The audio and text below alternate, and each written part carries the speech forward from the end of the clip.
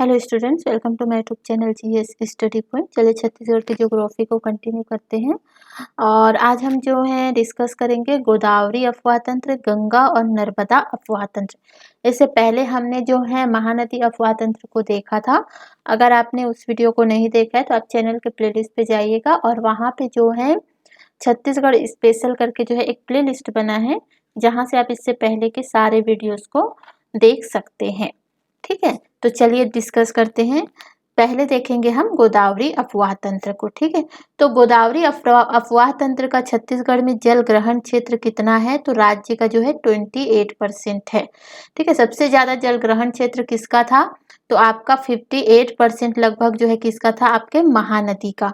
ठीक है, तो बहुत ज्यादा एरिया में जो है छत्तीसगढ़ में प्रवाहित होने वाली नदी थी या अफवाह तंत्र था, वो था महानदी। उसके बाद जो है गोदावरी अफवाह तंत्र आता है। ठीक है, जो जितना राज्य का जो जलग्रहण क्षेत्र है उसका जो है 28% जो है गोदावरी का है। तो इसकी जो प्रमुख नदियां हैं, जो प्रमुख सहायक नदियां हैं जो गोदावरी अफवाह तंत्र के अंतर्गत आती हैं, वो है आपकी इंद्रावती, शंखनी डंकनी नदी, बाघ नदी, नारंगी नदी, कोटरी नदी, सबरी नदी, मुरी, गुदरा और कोबरा नदी। ठीक है, तो ये प्रमुख नदियां हैं। आगे चल के हम इनको एक एक करके देखेंगे। गोदावरी नदी में आपको याद रखना है कि छत्तीसगढ़ के बीजापुर जिले में बहते हुए दक्षिण पश्चिम सीमा बनाती है। अभी हम इसको मैप से भी देखेंगे। ठीक है, तो ये जो है बीजापुर जिले से बहती है, इस तरह से आती है। यहाँ पे महाराष्ट्र है, महाराष्ट्र के त्रयंबकम पहाड़ी से निकलती है और यहाँ पे जो है आपके छत्तीसगढ़ का जो है बीजापुर है। ठीक है, यहाँ पे तो यहाँ से इस तरह से ये बहती हुए जो है दक्षिण पश्चिम जो है सीमा बनाती है। चलिए कुछ देख लेते हैं फैक्ट जो गोदावरी नदी से संबंधित है।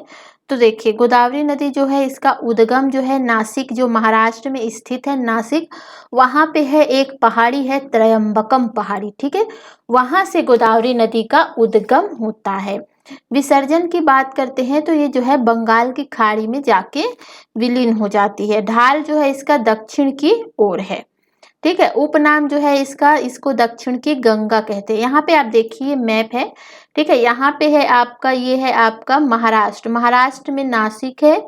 यहाँ पे है आपकी त्रयंबकम पहाड़ी और यहीं से जो है गोदावरी नदी निकलती है और ये इस तरह से बहती है। और यहाँ देखिए ये जो है छत्तीसगढ़ का जो है बीजापुर वाला क्षेत्र है, तो वहां से इस तरह से बहते हुए छत्तीसगढ़ में नहीं बहेगी, ये बीजापुर से होके जो है ऐसे निकल जाती है। कहाँ? बंगाल की खाड़ी की तरफ। ठीक है, और यहाँ से आता है आपका कौन? इंद्रावती नदी। ठीक है, इंद्रावती नदी जो है मुंगेर की पहाड़ी से निकलती है, उड़ीसा से।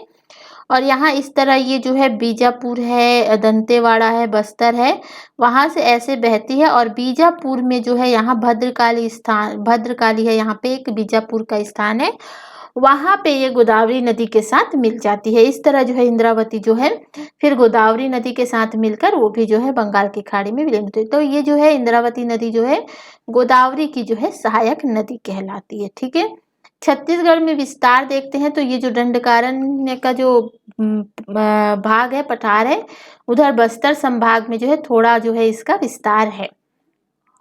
विशेष देखते हैं दक्षिण पश्चिम सीमा बनाती है, यही है। यहाँ से अगर हम इस तरह से देखते हैं, ठीक है, तो ये क्या होता है? पूर्व है, ये पश्चिम है, ठीक है, ये उत्तर है, ये दक्षिण है।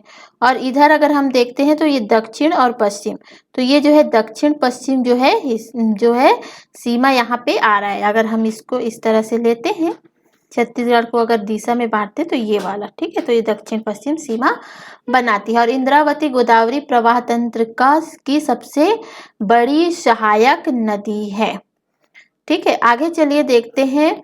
तो इंद्रावती को देख लेते हैं। तो इंद्रावती का जो उद्गम है, ठीक है, ये महेंद्रगिरी जो मुंगेर की पहाड़ी है, कालाहांडी जिला उड़ीसा में है।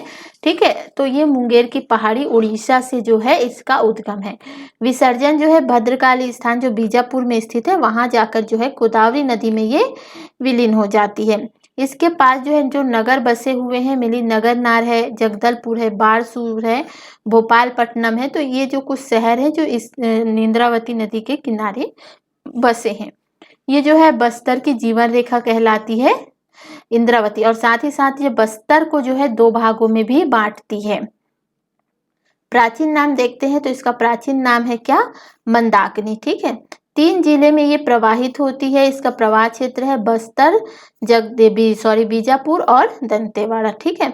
और बस्तर को ये 2 भागों में बांटती है। और भारत का नियाग्रा, ठीक है, जो जिसको कहा जाता है चित्रकूट प्रपात को जो है भारत का नियाग्रा कहा जाता है, ये जो है इसी नदी पर है। और बस्तर में जो है 90 फीट तक ऊंचा जो है ये जलप्रपात है।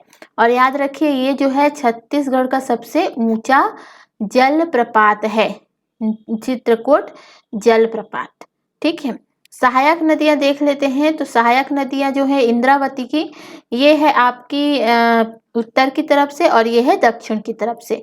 तो उत्तर की तरफ से आके जो है मिलती है वो है आपकी कोटरी नदी, जो राजनांदगांव में हमने मोहला तहसील देखा था, ठीक है। वो जो है वहां से जो है ये कोटरी नदी जो है निकलती है, ठीक है। याद रखिएगा यहाँ पे बालू के कण पाए जाते हैं। तो याद रखिए जो छत्तीसगढ़ की 3 नदियां हैं, एक तो कोटरी है, एक ईब नदी है और एक सबरी नदी है। ये 3 नदियों में जो है जो बालू है उसमें सोने के कण पाए जाते हैं। क्वेश्चन पूछा गया था तो याद रखिएगा, ठीक है। और ये जो है बीजापुर में जाके जो है बीजापुर के पास जाती है और इंद्रावती में जो है विलीन हो जाती है। 2 और नदियां याद रखिएगा, निबरा नदी और गुडरा नदी, ये जो है नारायणपुर से निकलती है। याद रखिए क्वेश्चन पूछा गया था कि निबरा नदी जो है किसकी सहायक नदी है, तो आपको याद रखना है कि इंद्रावती की है, ठीक है। बोर्डिंग नदी ये जो है केशकाल घाटी है, वहां से ये निकलती है, ठीक है। और आगे जाके इंद्रावती में विलीन हो जाती है। नारंगी नदी देखते हैं। नारंगी नदी तो ये जो है माकड़ी, जो कोंडागांव में है, माकड़ी एक स्थान है, वहां से ये निकलती है, ठीक है। और चित्रकूट के निकट जाके ये जो है इंद्रावती नदी में विलीन हो जाती है और इसके तट पे कोंडागांव बसा हुआ है। क्वेश्चन पूछा गया था और पूछा भी जा सकता है कि पूछा गया था कि नारंगी नदी के तट पे जो है कौन सा मतलब शहर या नगर बसा हुआ है, तो आंसर था आपका कोंडागांव, ठीक है। दक्षिण में देखते हैं। तो दक्षिण में है आपकी शंखनी नदी, ये जो बैलाडीला दंतेवाड़ा में जो स्थित है, वहां एक पहाड़ी है नंदीराज पहाड़ी, जिसको हमने जो है जब हमने प्राकृतिक विभाजन पढ़ा था छत्तीसगढ़ का उसमें देखा था, ठीक है। तो वहां से जो है शंखनी नदी निकलती है। और यहाँ पे जो है बैलाडीला में है, तो यहाँ पे जो है लौ अयस्क के लिए बहुत ज्यादा ये फेमस है, ठीक है। तो इसी वजह से जो है शंखनी नदी में जो है लौ अयस्क की बहुत ज्यादा जो है मात्रा पाई जाती है, ठीक है। जिस वजह से शंखनी नदी जो है छत्तीसगढ़ की सबसे प्रदूषित नदी कहलाती है, तो इसको याद रखिएगा। नेक्स्ट है डंकनी नदी। डंकनी नदी जो है डांगर डोंगर पहाड़ी जो दंतेवाड़ा में है वहां से निकलती है। और ये दोनों जो है मिलती कहाँ पे है, दंतेवाड़ा में जो है इनका मतलब इन दोनों का संगम जो है मतलब इन दोनों के संगम पे जो है दंतेवाड़ा बसा हुआ है और वहीं पे जो है दंतेश्वरी माता का मंदिर भी बनाया गया है। एक और दक्षिण से एक नदी है चितवांगू, ठीक है। ये भी जो है इंद्रावती की सहायक नदी है, बस इसका आप नाम याद रखिएगा। चलिए आगे देखते हैं। सबरी नदी जो गोदावरी नदी की सहायक नदी है, तो उद्गम जो है उड़ीसा के जो कोरापुट है, ठीक है, वहां से जो है सबरी नदी का उद्गम है और छत्तीसगढ़ और उड़ीसा की ये सीमा बनाती है। और यहाँ भी जो है बालू में जो है स्वर्ण के कण पाए जाते हैं, ठीक है। और विसर्जन जो है ये गोदावरी नदी में विलीन होती है। इसकी सहायक नदियों से क्वेश्चन पूछा गया था कि कांगेर नदी जो है, ठीक है, कांगेर नदी पूछा गया था कि कांगेर नदी जो है किसकी सहायक नदी है, ठीक है। तो आपको बताना है सबरी नदी की जो है कांगेर सहायक नदी है। साथ ही साथ मुनगा बहार है, मुनगा बहार जो है आपकी सबरी नदी की ही सहायक नदियां हैं, ठीक है। तो इसको याद रखिएगा।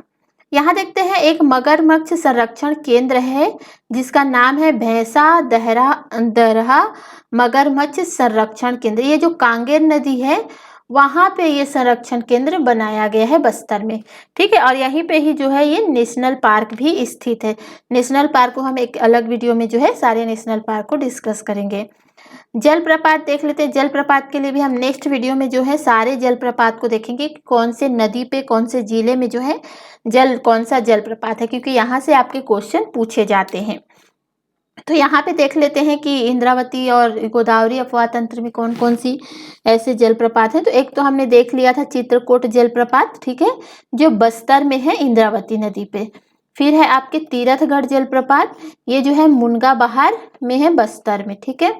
गुप्तेश्वर जलप्रपात है, ये जो है सबरी नदी पे, ये भी जो है बस्तर में। तो बस्तर में याद रखिएगा 3 जलप्रपात है, चित्रकूट, तीरथगढ़ और गुप्तेश्वर। ठीक है, चित्रकूट तो आपको याद ही रहेगा कि ये इंद्रावती पे है।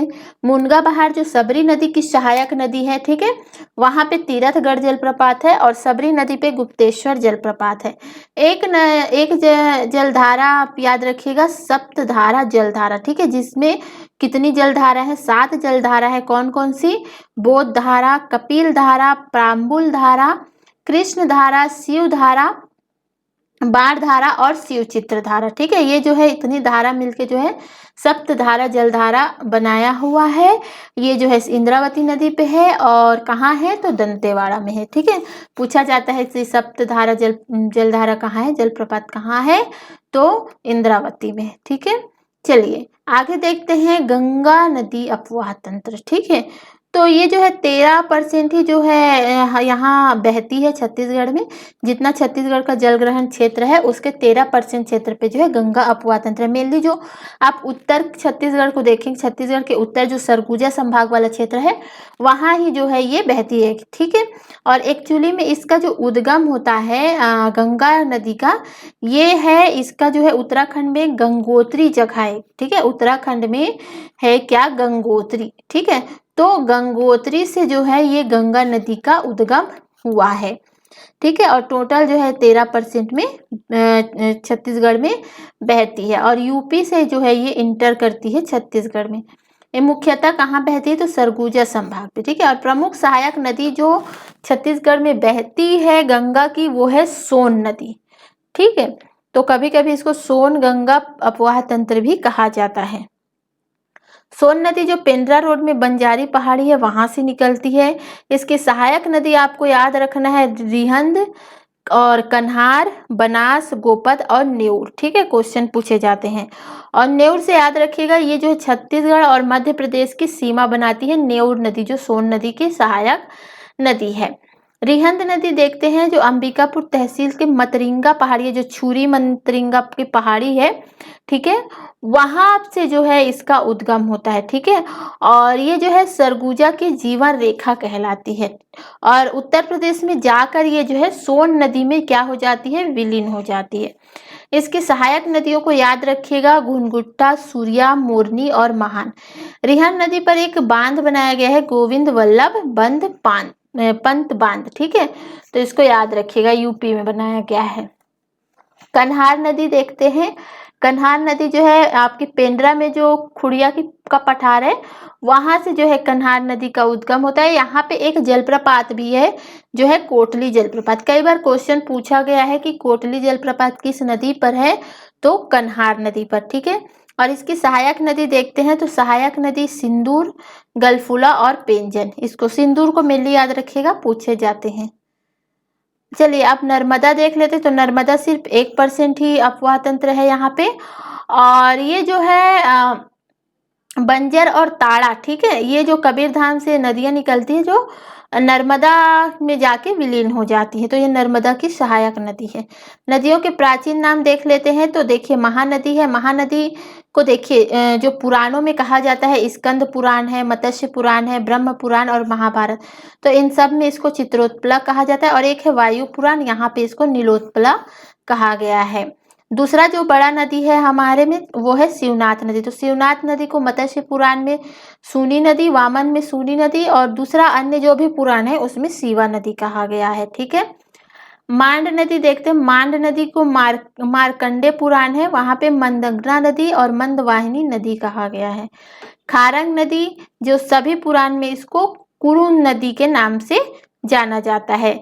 और यहाँ पे देखिए जोक नदी है। जोक नदी जो है आपके मार्केन ब्राह्मण्य और वायु पुराण में इसको पलासिनी नदी कहा गया। आप सबको पता है कि सिहावा पर्वत का जो है प्राचीन नाम क्या है? सुक्तिमती पर्वत। ठीक है, अमरकंटक पहाड़ी को जो है सोम पर्वत कहा जाता है। हस्तु पर्वत मतलब जो है कोरबा का जो पर्वत है उसको जो है हस्तु पर्वत कहा गया, इसका प्राचीन नाम है। ठीक है, तो इतनी चीज़ें आपको नदियों से याद रखें। नेक्स्ट वीडियो में हम जो है नदियों के जलप्रपात को डिस्कस करते हैं। वीडियो अगर पसंद आता है तो वीडियो को लाइक ज़रूर कीजिएगा और कोई सजेशन हो तो उसको कमेंट बॉक्स में कमेंट करके ज़रूर बताइएगा। तो थैंक यू फॉर वॉचिंग।